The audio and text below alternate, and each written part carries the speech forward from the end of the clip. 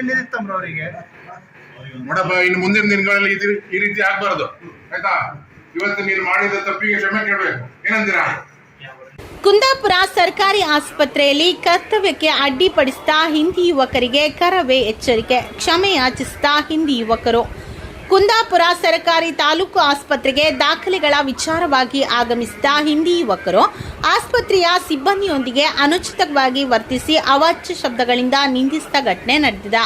ಕರ್ನಾಟಕ ರಕ್ಷಣಾ ವೇದಿಕೆ ಕುಂದಾಪುರ ತಾಲೂಕು ಸಾಮಾಜಿಕ ಜಾಲತಾಣ ಸಂಚಾಲಕರಾದ ಸಚಿನ್ ಕಾರ್ವಿ ಅವರಿಗೆ ಲಭಿಸಿದ ಮಾಹಿತಿಯ ಮೇರೆಗೆ ಅವರು ಕುಂದಾಪುರ ತಾಲೂಕು ಅಧ್ಯಕ್ಷರಾದ ಶಿವ ಆರ್ ಪೂಜಾರಿ ಹಾಗೂ ಜಿಲ್ಲಾ ಸಾಮಾಜಿಕ ಜಾಲತಾಣ ಸಂಚಾಲಕರಾದ ಪುರುಷೋತ್ತಮ್ ಪೂಜಾರಿ ಕೊಡಪಾಡಿ ಹಾಗೂ ಕರವೇ ಉಡುಪಿ ಜಿಲ್ಲಾಧ್ಯಕ್ಷ ಆರ್ ಪ್ರಭಾಕರ್ ಪೂಜಾರಿ ಅವರಿಗೆ ಮಾಹಿತಿಯನ್ನ ನೀಡಿದ್ದಾರೆ.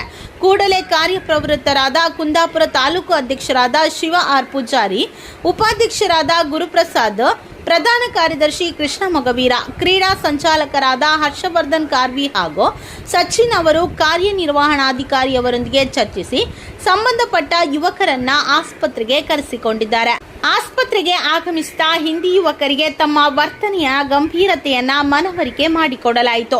ಬಳಿಕ ಹಿಂದಿ ಯುವಕರು ತಮ್ಮ ತಪ್ಪಿಗೆ ಬೇಷರತ್ತಾಗಿ ಕ್ಷಮೆ ಯಾಚಿಸಿದರು. ಮುಂದಿನ ದಿನಗಳಲ್ಲಿ ಈ ರೀತಿಯ ಅಶಿಸ್ತಿನ ವರ್ತನೆ ಅಥವಾ ಸಾರ್ವಜನಿಕರಿಗೆ ಹಾಗೂ ಸರ್ಕಾರಿ ಸಿಬ್ಬಂದಿಗಳಿಗೆ ತೊಂದರೆ ನೀಡುವ ಘಟನೆಗಳು ಮರುಕಳಿಸಿದರೆ ಕಾನೂನುಬದ್ಧವಾಗಿ ಕಠಿಣ ಕ್ರಮ ಎದುರಿಸಬೇಕಾಗುತ್ತದೆ ಎಂದು ಕರ್ನಾಟಕ ರಕ್ಷಣಾ ವೇದಿಕೆ ಉಡುಪಿ ಜಿಲ್ಲಾ ಘಟಕ ಹಾಗೂ ತಾಲೂಕು ಘಟಕ ಎಚ್ಚರಿಕೆಯನ್ನ ನೀಡಿದೆ.